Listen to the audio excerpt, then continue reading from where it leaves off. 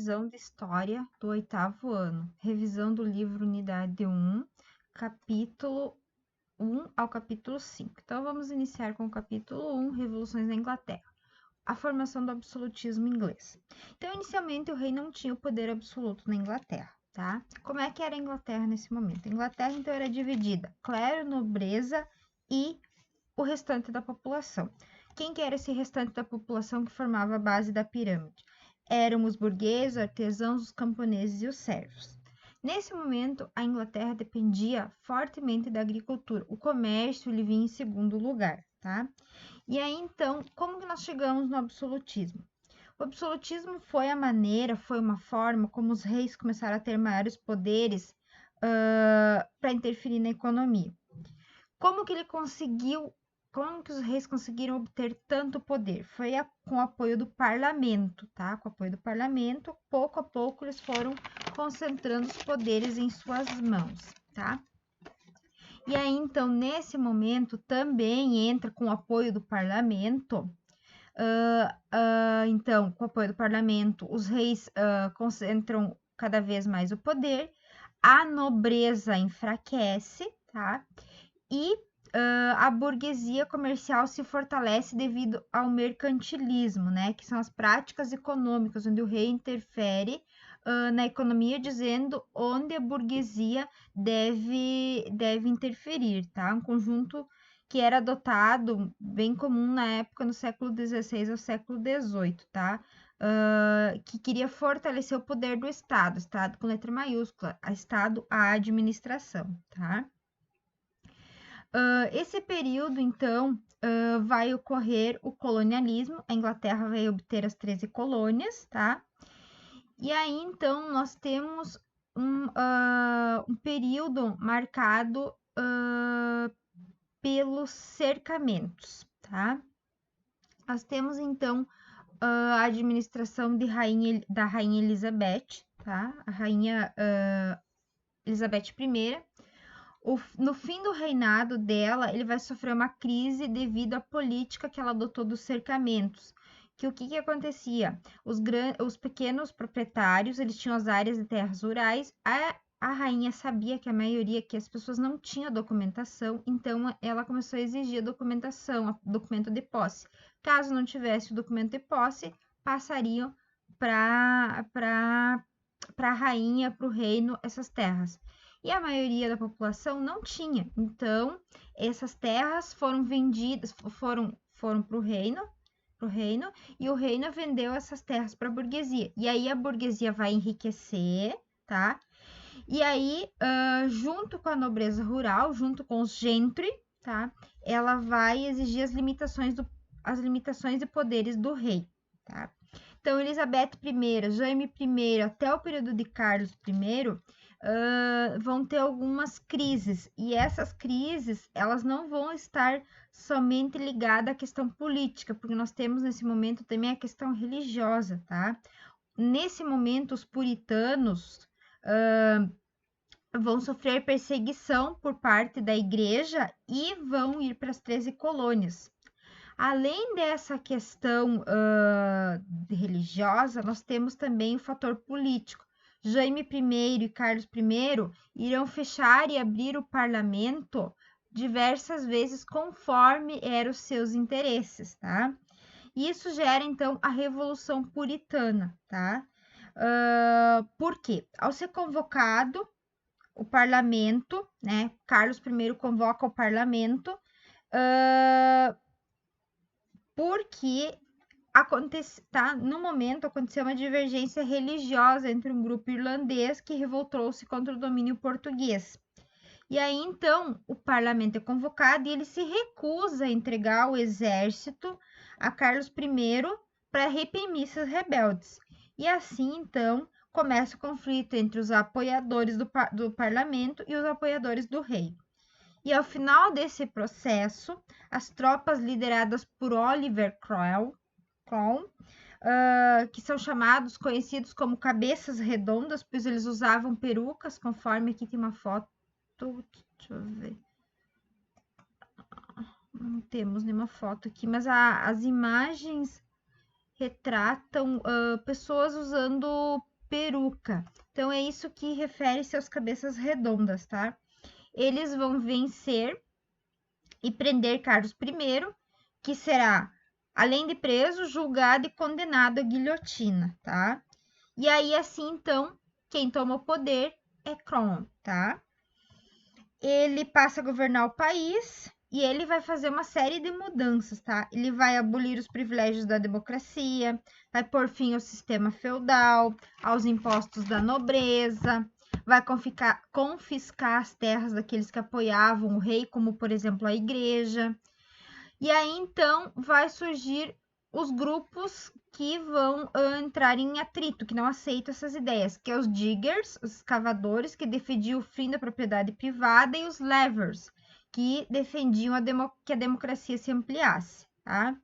Outro destaque que nós demos para Oliver é também o ato de navegação, criado por ele, tá? Que determinava que todos os produtos negociados com as colônias inglesas deveriam ser transportados por navio da metrópole. Assim, o objetivo dele era ampliar os lucros da coroa, tá? Das atividades comerciais. Então, tudo que fosse transportado teria que ser com navios ingleses, tá?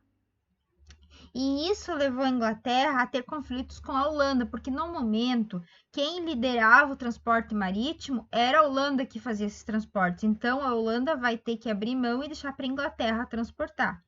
E aí então vai ter uma disputa entre a Holanda e a Inglaterra, e no final do conflito a Inglaterra vence a Holanda, consolidando o ato de navegação. Após então de Oliver, quando ele morre, então quem assume é seu filho Richard, tá? Mas ele não vai ter grande influência, grande habilidade política, né? Para contornar a situação que já estava com grande desgaste, então, do governo do pai. Então, sai Richard, entra Carlos II. Quem era Carlos II? Carlos II era filho do Carlos I, que foi morto na guilhotina, que foi executado. Carlos I, então, passa a ter um governo mais moderado, porque ele já sabe o que aconteceu com o pai dele, então, para evitar esse conflito direto. O governo dele vai ser sucedido, então, pelo irmão dele, Jaime II. Aí, o que nós temos, então, sobre Jaime II? Jaime II se converte ao catolicismo, tá? E isso vai gerar um grande problema na Inglaterra, pois vai colocar os católicos em cargos importantes, tá? E irá querer concentrar os poderes, tá? Os apoiadores do parlamento, então, vão até a Holanda, tá? Onde a filha de Jaime, que é casada com um nobre holandês, que é o Guilherme de Orange, onde eles estão, e junto então esses apoiadores do parlamento, junto com Mary, a filha, e com Guilherme de Orange, que era o genro, eles retomam e iniciam uma revolução chamada a Revolução Gloriosa, tá? O que é objetivamente essa Revolução Gloriosa, tá? É uma revolução, então, onde não teve conflito, tá? Jaime sai do trono, é exilado, ele não revida, tá? E Guilherme de Orange assume e passa a reinar, não administrar. Por quê? Porque ele vai assinar um documento chamado Bill of Rights, tá? Que vai reconhecer que quem tem o poder de votar, de fazer as leis, é o parlamento. Então, o rei e a rainha dividem o poder com o parlamento, tá? E assim, então, nós temos um marco muito importante para a história. A monarquia inglesa é a primeira monarquia constitucional do mundo da época, tá? Capítulo 2.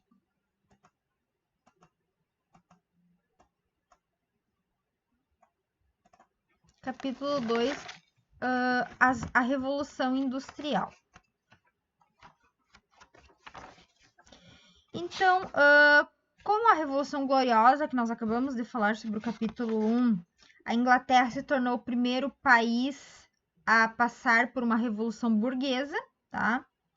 Que que veio, essa burguesa enriqueceu oriunda dos cercamentos dos campos, que enriqueceu esses burgueses através da produção de lã, tá? O reflexo desse processo, então, desse cercamento dos campos, é que a maioria dos camponeses que perdeu as suas propriedades, ele foi excluído do campo e foi para a cidade em busca de trabalho. Então, tinha uma massa de população procurando trabalho na cidade. A Inglaterra, nesse momento, não tinha revoluções, né? Estava com uma paz estabelecida. Se não tinha guerras, não tinha dinheiro investido em armamentos, então sobrava esse dinheiro. E nesse momento, então, nessa paz que está existindo nesse momento na Inglaterra, a burguesia e a nobreza eram aliados. Nesse momento, então, com o sobra de dinheiro, se cria o Banco da Inglaterra, tá? Que foi criado, então, para emprestar dinheiro a juro mais baixo para a burguesia, para ampliar os poderes e ampliar os lucros. Da onde que vinha isso, os lucros? Então, as colônias da Inglaterra eram ótimos fornecedores de matéria-prima, principalmente a região sul, que fornecia algodão para a indústria têxtil. Então, assim, com dinheiro que o governo tinha, que era investido em guerras, que estava ali, que estava sobrando, com uma massa de população em grande quantidade, mão de obra barata na cidade. Isso tudo levou a um processo que ficou conhecido então como a Revolução Industrial. Então, esse dinheiro ele é investido em novas tecnologias, né? Com a sobra do dinheiro, com a paz interna, com o Banco da Inglaterra. Então, investimento em tecnologia.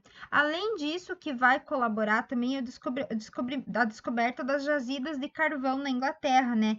Que vai ser o combustível para as primeiras fábricas, tá? Como que era antes da Revolução Industrial? Antes da Revolução Industrial, nós tínhamos o período chamado de artesanato, tá? O artesanato era quando uma pessoa, por exemplo, ia lá, queria comprar um sapato. Ia na casa do artesão, o artesão ia tirar a medida, ia fazer todo o processo do sapato, tá? E nós temos a série seguinte, a evolução do artesanato e manufatura, que é quando os artesãos vão se unir, tá? Vão criar as corporações de ofício, que vai ter a divisão do trabalho, tá? Cada um vai se especializar, um vai costurar, o outro vai colocar o cadarço, o outro vai preparar o couro que vai fazer esse calçado, então cada um vai fazer a parte que se especializou. E nesse momento, então, há necessidade de aumentar a produção. Para aumentar a produção e não gastar mais com funcionário, porque o objetivo era o lucro, surge então as máquinas, a maquinofatura, tá? A maquinofatura. O que é esse processo da maquinofatura? É a Revolução Industrial, tá? Então, ao longo do século XVIII, os diversos donos de manufaturas passaram a buscar meios para criar ferramentas e aumentar a produção sem exigir contratação de mais trabalhadores, sem exigir muitos gastos. Isso, então, culminou no aperfeiçoamento de técnicas de produção, na invenção da máquina, capaz de substituir vários trabalhadores. Assim, a partir da metade do século XVIII, a burguesia inglesa passou a adquirir essas máquinas, dando origem às primeiras maquinofaturas, o que transformou radicalmente a economia inglesa e depois a economia mundial. Iniciava-se assim, então, a Revolução Industrial. As primeiras máquinas, nós temos a lançadeira volante, criada para facilitar a produção de tecidos, a máquina de fiar hidráulica, essa máquina fazia o trabalho de 8 pessoas, então imagine o lucro que o proprietário tinha, tá? Esse aparelho produzia fios de algodão, utilizando a água como fonte de energia. E depois, o que nós destacamos com grande valor aqui, é o motor a vapor, que é o invento de James Watt, tá? que ele vai utilizar o carvão para aquecer a água aquecida, o vapor vai fazer com que esse motor funcione e vai ser instalado nas indústrias e mais tarde esse motor também vai ser utilizado para os carros, para os primeiros carros, tá? Temos também, então, a industrialização e a transformação social. A burguesia, então, começa a dar preferência pelo trabalho de mulheres e de crianças nesse momento, porque o salário é mais barato, tá? Mais baixo. Então, aqui as crianças, os primeiros equipamentos, as primeiras máquinas, elas tinham alguns problemas que elas enrolavam os fios e paravam. Então, as crianças, mãozinhas pequenas, podiam ir lá e conseguir mexer e fazer essa máquina voltar a funcionar. Muitas crianças, então, perderam mão, perderam dedos, porque era um trabalho bem perigoso. Mas era mais barato ter a mão de obra feminina e de crianças, tá? Como que era o local de trabalho? Os locais de trabalho eram bastante insalubres, tá? Não tinham ventilação, eram ambientes escuros, eram ambientes sujos. O tempo de trabalho, o período, a jornada de trabalho era bastante extensa, tá? Não podia faltar, porque não tinha folga. Então, era assim, nesse momento, a industrialização, as primeiras indústrias, tá? Aqui nós temos na página 29, ó, em geral as fábricas eram ambientes quentes, úmidos, abafados e poluídos. Como não existiam leis estabelecendo uma jornada máxima, era comum os donos de fábricas exigirem que seus funcionários ultrapassassem 15 horas de jornada diária de trabalho, tudo sob a vigilância de supervisores, que obrigavam os operários a trabalhar sem descanso. Geralmente nem no banheiro podia ir, além de ser aquilo que eu falei, local insalubre, a alimentação era inadequada, a jornada de trabalho longa, então seguidamente os operários ficavam doentes, aconteciam acidentes, mas um se acidentava, já tinha outro na porta pedindo emprego, porque eram muitas pessoas que dependiam do trabalho, né? As classes sociais, então. Aqui, então, vai surgir duas classes sociais, a burguesia e o proletariado. O proletariado é aquele que vive na pobreza. Proletariado de prole, de ter filhos, tá? E aí, então, essas classes, o proletariado, ele não aceita a situação que está vivendo, né? Ele busca melhorias. E essas melhorias, elas vão se dar através dos conflitos. E esses conflitos nós podemos aqui citar o ludismo, que era um movimento, né? Que os integrantes visavam destruir as máquinas, porque eles consideravam que as máquinas que eram responsáveis pela situação de miséria em que eles viviam, tá? Aí nós temos também as criações de ofícios de ajuda mútua, né? Que o objetivo dessas associações era levantar recursos para os trabalhadores em momento de necessidade. Como nós falamos antes, não tinha leis trabalhistas, então se caso alguém se machucasse ou ficasse doente, ficava sem salário. Então, as associações auxiliavam essas pessoas, tá? E também aí surgem os sindicatos, onde as pessoas vão reivindicar não mais uma única pessoa reivindicar um direito, e sim um grupo de pessoas, tá? Aí nós temos também a criação das teorias para acabar com a desigualdade. Nós temos então o socialismo utópico e o socialismo científico. Então, o socialismo utópico, né?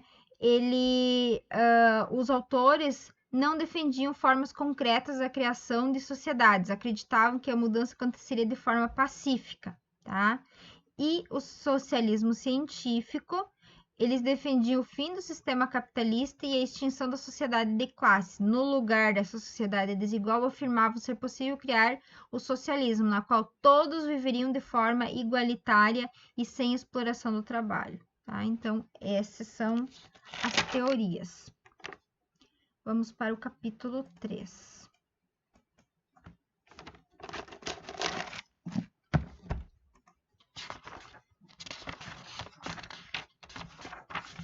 Capítulo 3, o Iluminismo. Então, como que estava a Europa no século XVIII, tá? A igreja havia perdido a influência devido à reforma protestante, então estava sendo questionado os seus dogmas e ideias. E nas questões sociais, a insatisfação das camadas mais baixas da população contra os privilégios da nobreza.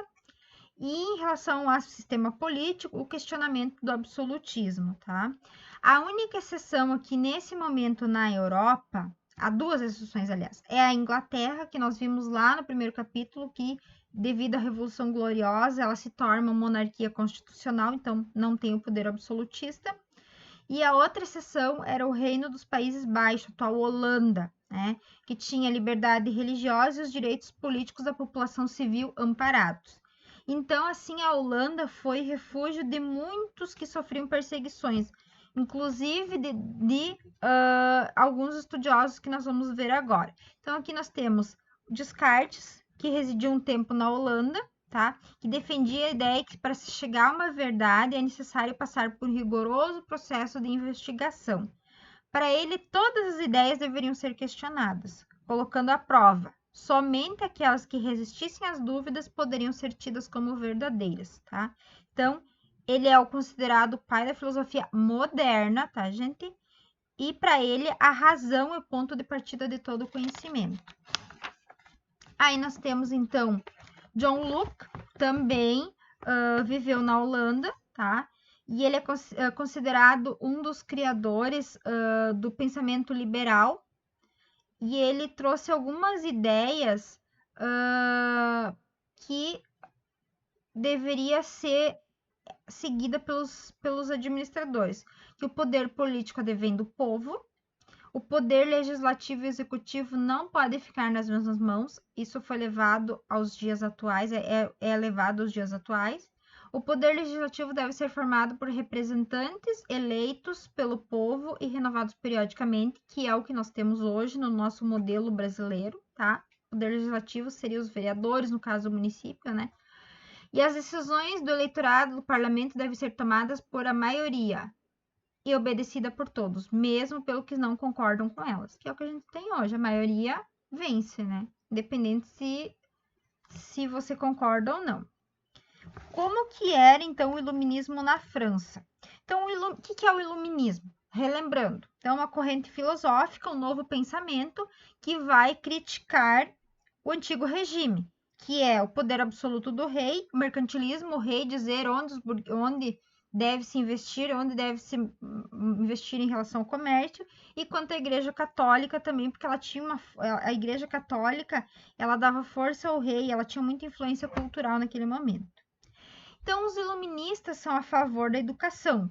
Para eles, através da educação, que o ser humano vai se libertar das trevas. Por isso, iluminismo, porque eles acreditam que o período anterior, o iluminismo, é o período das trevas, onde não houve conhecimento, onde não houve progressão do conhecimento. As pessoas estavam apáticas, conformadas com o que era passado. Até então, não buscaram novos conhecimentos. E aí, quando se começa, então, surgem esses pensadores, então nós temos o iluminismo, um período de luz nessas trevas, tá? E uma das contribuições, então, que nós temos para o iluminismo é a criação da enciclopédia, tá? De Diderot e d'Alembert, tá? Que tentaram reunir todo o conhecimento numa única enciclopédia. E através dessas ideias, da difusão do iluminismo, dos grupos de conversa, dos debates, começa a ser questionado, então, o absolutismo, e com medo de perder o poder, o governo fica, né, com medo de ter que sair do poder. Então, alguns governantes, alguns reis vão aceitar algumas ideias trazidas pelo iluminismo, tá? Que é o despotismo esclarecido, tá? Os monarcas que adotaram alguns princípios ficaram conhecidos como déspotas esclarecidos. Esses reis e rainhas procuravam racionalizar a cobrança de impostos, então não cobrar tantos impostos, modernizar a instituição do Estado, como as forças armadas e a educação, principalmente a educação, tá? Que era um dos questionamentos do iluminismo, e incentivar a produção artística, científica e realizar reformas judiciais, acabando com os privilégios da nobreza. Então, esse foi um grande legado que o iluminismo trouxe, tá? Os déspotas esclarecidos. Vamos, então, para o capítulo 4. Estados Unidos, Independência e Guerra Civil. Desculpe, Estados Unidos, Independência e Guerra Civil. Então, nós vamos falar um pouquinho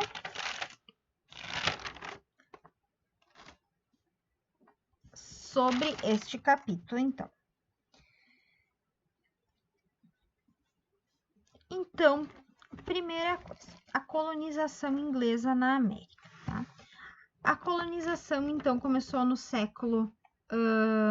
a colonização da América do Norte começou no século 17, com a fundação do povoamento de Jamestown, às margens de um rio na costa leste do continente. Esse povoamento, então, deu origem à colônia de Virgínia em 1607. Outras 12 colônias foram fundadas ao longo do século 17 e início do século 18. A última foi a Geórgia, tá? Então, como que foi? Então, nós temos a divisão aqui dessas colônias em três, tá? Nós temos as colônias do sul, as colônias do norte e as colônias centrais, tá? As colônias do norte e do centro eram um modelo de pequena propriedade privada, colônias de povoamento. Por quê? Nessa região, o clima era muito parecido com o da Inglaterra, então não produzia nada diferente da Inglaterra. Então a Inglaterra não tinha o objetivo de explorar, então deixou que os colonos se organizassem da forma que melhor entendesse. Nas colônias do sul vai ser um pouquinho diferente. O sistema vai ser o sistema plantation, latifúndio, mão de obra escrava e monocultura voltada para exportação, ou seja, produção de algodão em grande quantidade e a mão de obra escrava, e esse algodão ele é enviado para a Inglaterra, já que já estávamos falando da Revolução Industrial. Aí as colônias do norte, então, passaram por um rápido crescimento, tanto as do norte quanto a central, por vários motivos, como nós temos ali na página 64, tá? O que são os motivos? Por que essas pessoas, então, vieram para as colônias, tá? Foram peregrinos puritanos, pessoas pobres, negros, africanos, escravizados, pessoas degradadas, comerciantes, nobres, entre muitos outros grupos que chegaram à América Inglesa, levando a população da região de 2.500 pessoas em 1620 para 250 mil pessoas no início do século XVIII. Em 1750 já havia chegado a 1 milhão de habitantes. Então as pessoas procuraram refúgio nessas 13 colônias, tá? Mais especificamente na colônia do norte. O iluminismo na América. Como que se deu o iluminismo na América? Então, nós temos aqui o início, para começar a falar sobre o iluminismo, nós temos a Guerra dos 7 Anos, tá? No qual a Inglaterra vai herdar dívidas, tá? E ela quer que os colônios paguem essa conta. E aí, como assim? Através do aumento de impostos, como por exemplo o açúcar. Aumentou impostos sobre o açúcar, proibiu os colonos de comprar em outros países, a não ser da Inglaterra. Então, os colonos começaram a boicotar essas mercadorias vindo da Inglaterra e questionar o parlamento se ele poderia impor essas leis, tá? E aí, então, a Inglaterra reage criando as leis intoleráveis, tá? O que são essas leis intoleráveis? Entre outras medidas, elas fecharam o porto de Boston e restringiram o autogoverno de Massachusetts, desafiando a tradição das colônias inglesas da América do Norte. Diante de tudo isso, os colonos decidiram se reunir para discutir sobre como enfrentar a situação. Surgiu assim o primeiro Congresso Continental. Então, esse primeiro Congresso Continental, tá? Ele pede para ser ouvido pela coroa inglesa, tá? Eles querem que a coroa inglesa sente com eles. O que a coroa inglesa responde? A coroa inglesa, ela não dá muita atenção nem atende essas reivindicações. E aí, então, vai surgir o segundo Congresso Continental. Nesse congresso, aí sim, vai ser os seus representantes, eles vão defender a separação das 13 colônias da Inglaterra. Então, em 4 de julho de 1776, a Declaração de Independência é assinada. Porém, vocês sabem que a Inglaterra não vai aceitar, tá?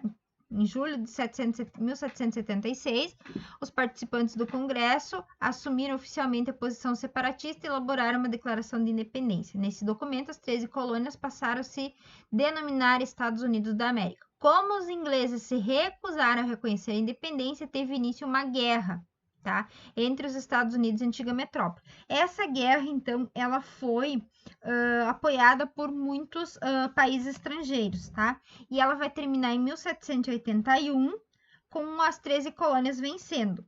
As colônias venceram, adotaram o modelo administrativo presidencialista e republicano, tá? E a expansão, como que se deu a expansão? Como que se chegou aos atuais 51 estados? Eles conseguiram, então, através de diplomacia, por exemplo, comprar o Alasca da Rússia, a Califórnia da Espanha, a Louisiana da França. Também conseguiram anexar território britânico através de guerra, outros também comprado, entraram em guerra com o México, e assim foi sucessivamente para chegar ao que é atualmente hoje. E dentro das próprias 13 colônias, nós vamos ter um ponto que não é pacífico, que é a questão da escravidão. As colônias do norte e do centro, os estados do norte passam a defender o fim do trabalho escravo e a mão de obra livre. Para eles, a escravidão era uma ameaça ao desenvolvimento econômico do país, porque escravo não ganhava salário. Mão de obra livre ganhava salário. Então, se a mão de obra livre ganhava salário, ela ia comprar, ia consumir, e assim a economia ia girar. Então, já os estados do sul lutavam pela manutenção da mão de obra escrava, né, cativa, de seus territórios. Essa cisão, então, ampliou-se ainda mais com o fato de muitos novos estados surgirem a partir do século XIX e também defenderem a mão de obra escrava. Então, em 1860, Abraham Lincoln, que foi eleito presidente do país, apoiado pelos estados do norte, que ele era um anti-escravagista, ele era contra a escravidão, ele era contra a escravidão, defendia reformas políticas e provocava a abolição da escravatura. E assim, então, teve a Guerra da Secessão, onde no final o Sul perde a disputa, tá? Vamos então para o capítulo 5, Revolução Francesa. Então, a França no século 18. Como que nós estamos, como que a França se encontra nesse momento? Então, a França era ao lado da Inglaterra uma das mais poderosas monarquias europeias, tá? Naquela época, a França era também um dos principais centros irradiadores da cultura e das novas ideias na Europa.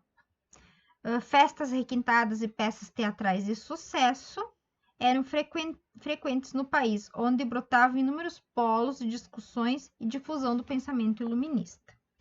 Como que era a sociedade? A sociedade estava dividida em 3 estamentos, o primeiro, o segundo e o terceiro estamento. O primeiro estamento era composto, então, pelo clero da igreja católica, era 0,5% da população. Segundo estamento, formado pela nobreza, mais ou menos 400 mil aristocratas, tá? Que faziam parte desse grupo. Eram proprietários de 1/4 das terras francesas e possuíam diversos privilégios. Estavam livres do pagamento de impostos, tá? Tinham direitos exclusivos e acesso a lugares privilegiados na igreja durante as cerimônias, tá?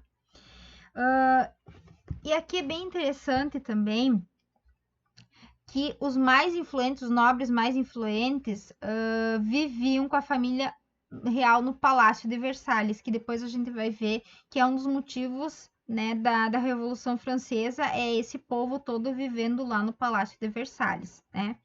E havia ainda a nobreza togada, que seria aqueles que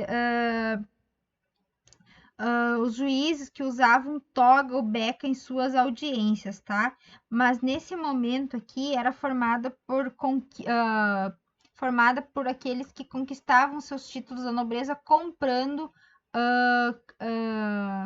os cargos, compravam os cargos, né, de magistrado. Esse cargo, então eles eram togados porque eles usavam essa vestimenta e esse cargo geralmente ele era comprado. E aí, por fim, nós temos o terceiro estamento, que era o restante da população, tá? Que eram 98% dos franceses. E nesse grupo existiam pessoas muito ricas, que eram representantes da alta burguesia, como os donos das fábricas e bancos, outros de posses medianas, e a maioria eram as pessoas mais pobres, tá? Que eram os trabalhadores urbanos livres, os camponeses. E aí, então, eram os que pagavam os impostos, que mantinham, conforme a imagem ali para vocês, era o terceiro estado que mantinha o terceiro estamento que mantinha o primeiro e o segundo estamento, tá? E aí, então, o que nós temos aqui? Uma crise no final do século XVIII. Por quê? Aqui, nesse momento, a opressão sobre o terceiro estado causava revolta da população, principalmente nos períodos em que tinha algum efeito climático, algum seca ou chuva severa que prejudicavam a plantação, o cultivo, e aí faltava alimento, né? Aí as pessoas passavam fome.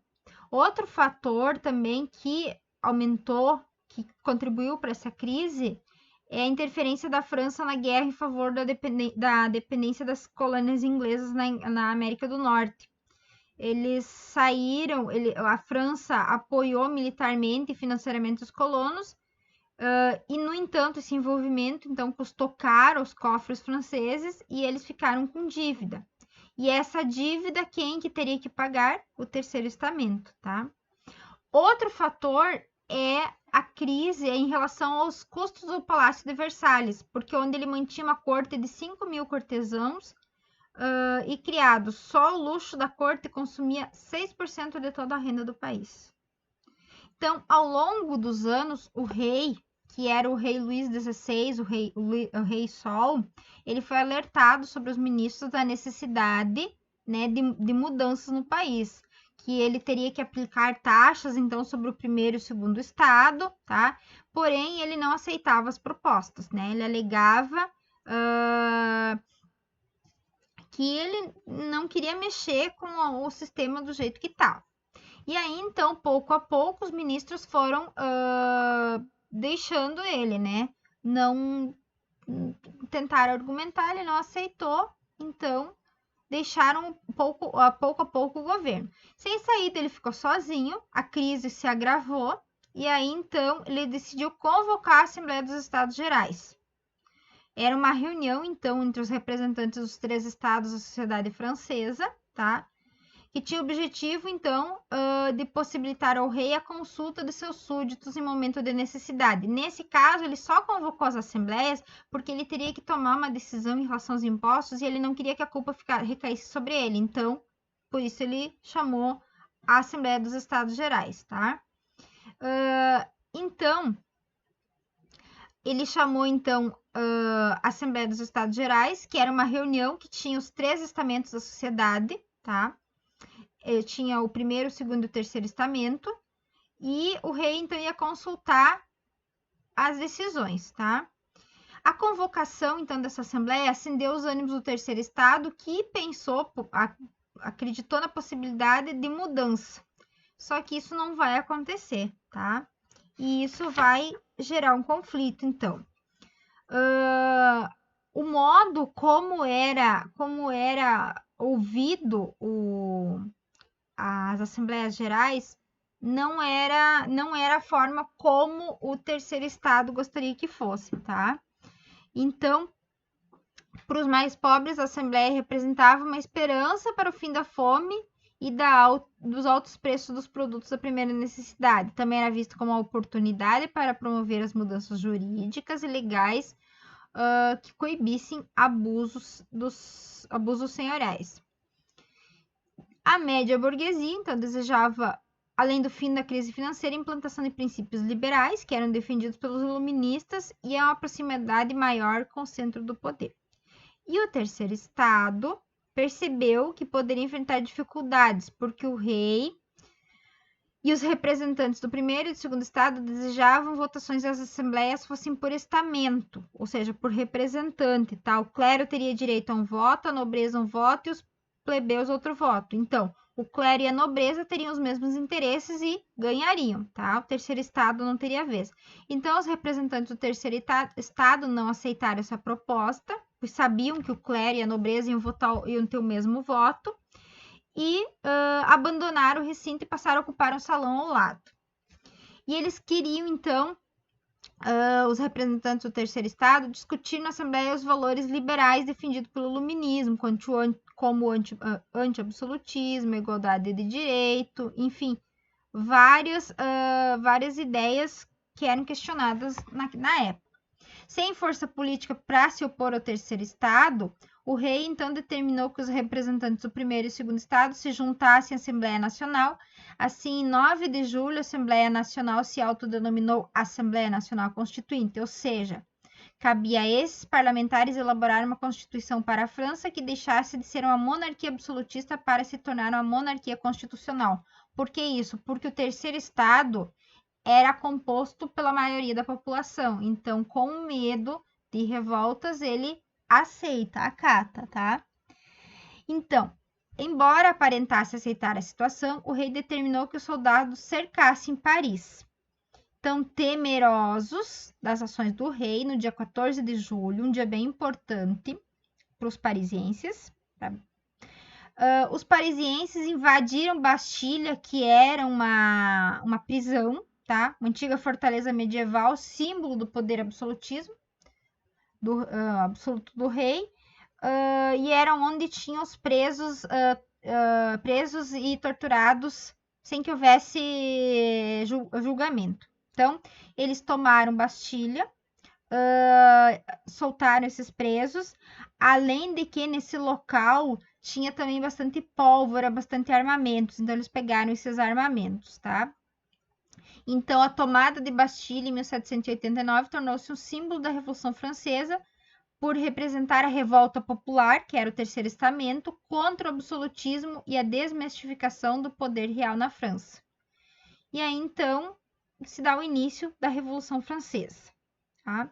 Então, a notícia se espalhou rapidamente, os deputados agiram rapidamente em Versalhes, assustados com a situação. Eles propuseram, então, a abolição da maioria de seus privilégios, eles mesmos abriram mão dos seus privilégios, como impostos feudais, como os impostos feudais e os senhoriais, que ainda sobreviviam na França. Então, esse gesto representou o fim das tradições comuns ao feudalismo e acabava-se as ordens da nobreza e do clero. Todos os franceses passaram a ser cidadãos iguais e livres perante si. Então, semanas mais tarde, a Assembleia divulgou a Declaração dos Direitos do Homem e Cidadão, que era com 17 artigos, um preâmbulo com 17 artigos, que esse documento então se tornou um marco, porque pôs fim ao antigo regime, tá? E aí, então, nós temos em relação à Declaração dos Direitos do Homem e do Cidadão, então, os trabalhos da Assembleia Constituinte, né, e se encerraram em 1791, quando ela foi dissolvida e transformada em uma Assembleia Legislativa. Pela primeira vez na história, então, a França possui uma estrutura de governo fundamentada numa Constituição com os direitos básicos, poderes e deveres, tá? Com eles, então, os poderes do rei ficaram limitados e a autoridade do Estado foi dividida em 3 poderes: o legislativo, o executivo e o judiciário. Então, foi uma grande mudança, tá? para o momento, para a França, tá? E aí, então, além disso, a igreja foi separada do Estado e a população conquistou liberdade religiosa, né? Não era mais perseguida, e os privilégios da nobreza e do clero foram abolidos. E aí, então, nós temos aqui a Convenção Nacional. Então, em princípio, Luís XVI parece ter aceitado a Constituição, porém ele planejava retomar o poder. Então, a família, ele tentou fugir para o exterior.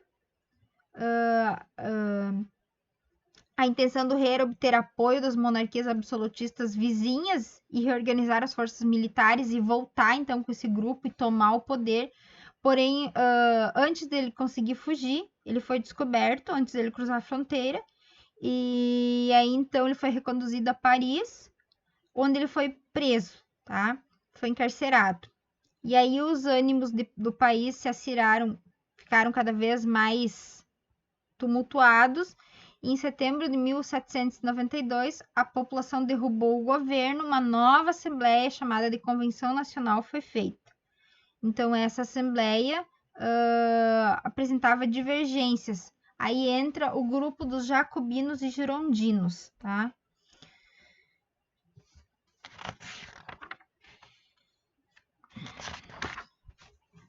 Então, uma das primeiras medidas da Convenção Nacional foi a declarar extinta a monarquia da França, e depois de mais de 1000 anos o regime monárquico chegava ao fim. Com isso, a França era transformada numa república, tá?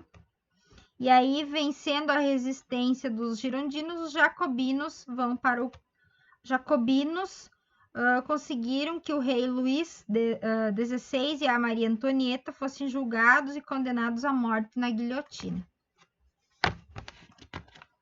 A fase do terror. A fase do terror, então, é uma fase que marca o medo, né? A execução do rei e da rainha alarmou as monarquias.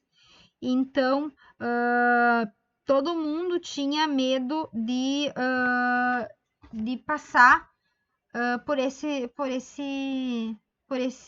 situação, porque tinha, em 1793, foi criado o Tribunal Revolucionário. Ele passou a julgar e condenar os suspeitos que conspiravam contra o regime republicano instituído pela Revolução. Então, a criação desse tribunal marca o início do período conhecido como terror, porque as pessoas consideradas de oposição ao regime eram sumariamente executadas na guilhotina, tá? Então, o alvo eram todas as pessoas que fossem contrárias ao rei, tá? Nós temos também, então, a reação termidoriana, que é o momento, então, de guinada, de virada nos caminhos da Revolução Francesa, onde a tomada do poder pelos girondinos marcou uma nova fase no movimento. O poder agora passa das mãos da alta burguesia, que buscou produzir mudanças para pôr fim às medidas populares aprovadas pelos jacobinos, tá? Então, eles elaboram uma nova constituição de caráter liberal, essa constituição, e aí tem algumas conquistas, entre elas o voto universal masculino, substituído pelo voto censitário, o qual excluiu o direito dos pobres a participarem das eleições, tá? Essa nova Constituição, então, também proibia a população de participar de manifestações públicas e estabeleceu que o Poder Executivo seria controlado pelo Diretório. Então, o período esse que os girondinos estiveram à frente do poder, então, foi um momento de grave crise econômica no país, né? Os preços dos produtos dispararam, a fome se alastrou e a população começou a realizar saques, tá? E aí, então, vem uma pessoa bem que, segundo os representantes, teria condições de conter essa rebelião. Então, eles pedem ajuda ao exército, né? Pede ajuda para Napoleão Bonaparte. E Napoleão, então, consegue reprimir essas manifestações com sucesso. E assim, então, ele foi foi transformado no mais renomado general do país e conquistou grande prestígio junto à alta burguesia francesa. E aí, então, ele foi, em 1799, foi convidado para ocupar uma das vagas do diretório. Um mês depois, então, ele deu o golpe de Estado, chamado Golpe 18 Brumário, dissolveu o parlamento, substituiu o diretório e um dos mais importantes dos três era ele próprio. Com esse golpe, então, a Revolução Francesa chegava ao fim. E aí, então, o governo de Napoleão Bonaparte. Napoleão, então, governou a França por 15 anos, né? Ele, quando ele chegou no poder, a sociedade, então, ela estava arrasada, porque estava miséria, fome, né? E durante o seu governo, ele adotou medidas para recuperar a economia do Estado, promoveu uma série de obras públicas, gerou empregos, criou o primeiro Banco Nacional, incentivou a industrialização e ainda anistiou os nobres que haviam se exilado no exterior e reorganizou o sistema de cobrança de impostos e promoveu reformas educacionais, tá? Também Napoleão aprovou o Código Civil, que serviu de base para outros códigos civis na Europa, conhecido como Código Napoleônico. Era um conjunto de leis que falava bastante sobre a propriedade privada, tá? Com direito à propriedade privada e igualdade de todos perante a lei. Então, os bens particulares estavam bem citados ali, então, era, então, como os bens particulares, era a camada da população a camada mais rica da população ficou bem entusiasmada. E um dos artigos também proibia os trabalhadores de se reunir em sindicato. E o fim do governo, então, do Napoleão. Então, um dos objetivos do Napoleão era ampliar o território francês. Então, ele deu início a uma política expansionista, e ele conseguiu expandir e muito o território, tá? E aí, então, ele governou até 1814, quando foi derrotado por uma coligação internacional formada pela Inglaterra, Prússia, Rússia e Áustria. Então, em abril, ele renunciou ao cargo e se exilhou na ilha de Elba, tá? Os franceses conduziram ao poder, então, o rei Luís XVIII, irmão de Luís XVI, morto na Revolução Francesa. Porém, em fevereiro de 1815, Napoleão Bonaparte consegue fugir da ilha, desembarca na França, liderado pelos seus seguidores, destronou Luís XVIII e assumiu novamente o poder do país. Porém, seu governo durou 100 dias e ele foi levado, então, novamente para a ilha de Santa Helena, no Oceano Atlântico, onde não teria como ele fugir de lá, e lá foi onde ele morreu, tá? E aí, então, criou-se o Congresso de Viena, e esse Congresso de Viena, então, decidiu que os países cujos governos foram derrubados por Napoleão deveriam ser entregues novamente às antigas dinastias reinantes. Então, novamente, volta a ser o mapa como era anteriormente às conquistas de Napoleão. E é isso, gente.